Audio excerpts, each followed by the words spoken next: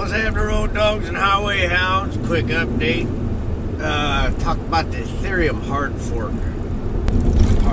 forks that are going on. I don't really have a beef with what's going on. I don't really know what's going on with Ethereum right now.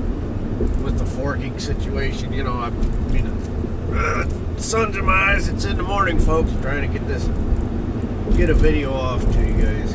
But, no, the Ethereum forking situation, I don't think is necessarily a big deal. I don't know what it's about. I'm assuming the fork is probably for the proof of stake, which I don't like. Going from a proof of work to a proof of stake, but I don't know. I just know that they have to fork. If it's not that, I assume they have to fork again. Which forking is not a good thing, because you see what happened with oh no, those aren't sunglasses. The forking thing,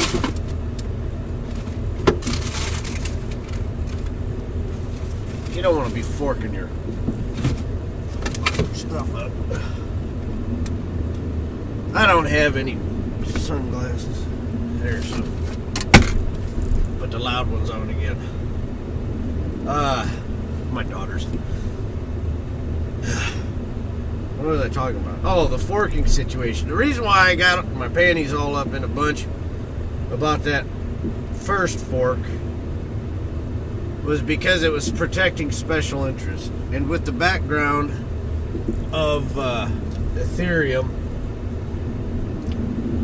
you know, having Goldman Sachs people on the payroll or former Goldman Sachs employees and a bunch of Wall Street types, you know, there's nothing necessarily wrong with that. You know, I mean, there's good people everywhere and there's bad people everywhere, you know.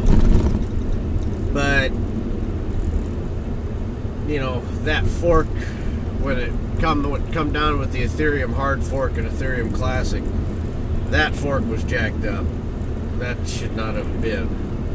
So if I support anything in Ethereum, I'd support Ethereum Classic more than I would Ethereum hard fork, just because, you know what, man, you take a risk with the blockchain, and then the blockchain, you know, does what it's supposed to do, and you say, well, I can't lose my money, and then you fork it. You know, that's screwed up.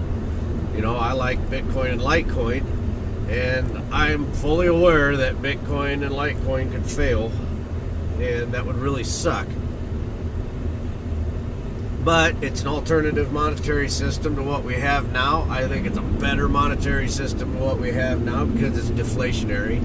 And don't confuse Ethereum as being deflationary like Bitcoin and Litecoin. There is no hard rule like there is with Bitcoin of 21 million Bitcoins being made. There's no hard rule in the Ethereum world about,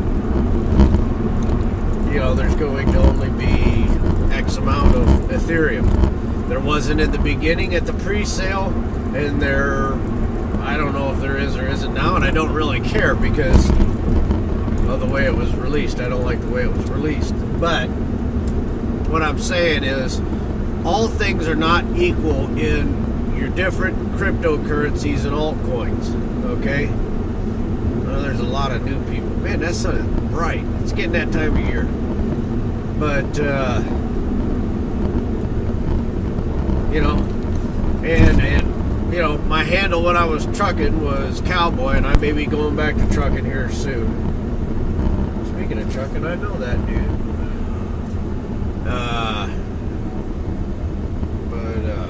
Name's Amba. I don't know where he's from, but I haven't talked to him too much. I just stopped and got his phone number. I might go drive for him. You know, I don't know what I'm going to do. But anyway, so the Ethereum forking. The problem with Ethereum is not all the forks. Okay, if you want a coin that, you know, you're gonna get bailed out whenever it gets screwed up, you know, they're gonna say, well, your money, you're too big to fail, and we're gonna bail you out. You know, Ethereum might be your thing. You know, Ethereum hard fork especially. You know, here's the thing. I listened to Andreas Antonopoulos. Oh yeah, Tone Vase has got a channel out. He's doing technical analysis. So if you're into the technical stuff, you should check out Tone Vase channel. I'll try and put a link down below. Another thing is the Bitcoin Meister is living a dream. Adam Meister, the Bitcoin Meister, the outstanding Meister, the really cool dude Meister. Formerly the Baltimore Hourly channel, but he rebranded. He's in South Africa. Did a video from South Africa this morning, which is really cool because that's what I want to do. I think my buddy from Kenya is actually coming down in a week or two, but I don't know if it's an African state of mind or just my buddy's state of mind. He'll say he's going to do something, then he don't do it, you know. But I know that when they go to church over there, it's kind of like they kind of come and go as they please, you know what I mean? They're not on tight schedules like everybody else is. Or like I am, or most people. I don't know.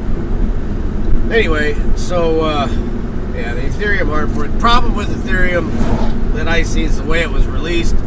It's released to the people at the pre-sale, which I was looking at the pre-sale, and it didn't have a defined amount. It didn't have any of those things that you could do hard math on. The people on the inside knew what they were going to do, and they could do it, but you know, people on the outside couldn't. But if I would have, I think it was about $700 in Bitcoin now. So if I would have spent a Bitcoin and got some Ethereum, I'd have 2,000, and that might. If I would have 2,000 Ethereum, how would that skew my YouTube channel? Would I be pounding the drum for Ethereum?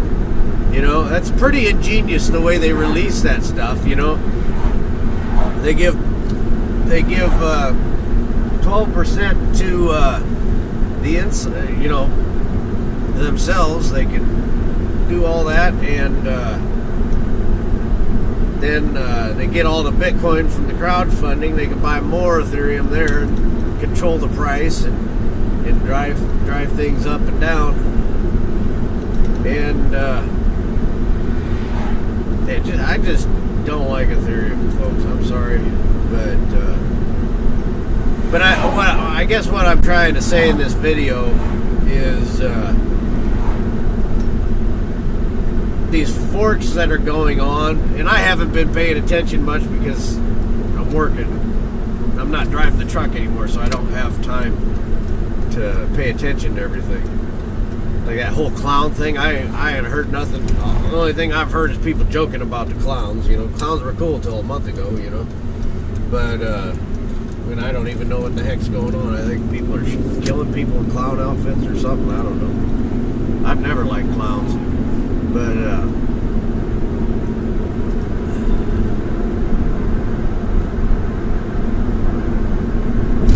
no, so what's going on now, you know, is I've pretty much got most of the big stuff wrapped up on the house. My buddy John, that you've seen on here from time to time, is he just got out of the joint. He's in a halfway house. He called me when things were, when he graduated from his program there, and I said, dude, you want a job? And he's like, yeah. And so I said, all right, man, I'm coming to get you. So I came and I got him. And I put him right to work right out of the program. And now my stuff has dried up. There's no more money coming from me. And so I'm kind of looking at him like we're wingmen. old Budrow doing Civil Air Patrol. That's why I got wingman on my mind. But back into the sun. I said, dude, I'll hang with you. We're going down and working with some union carpenter outfit, trying to get on there. I'm ready for a career change. Yeah, I'll do carpentry work. I don't really know what the heck I'm doing. I'm a truck driver. I destroy things. I break up the road. I break up the trucks. I break up, whatever.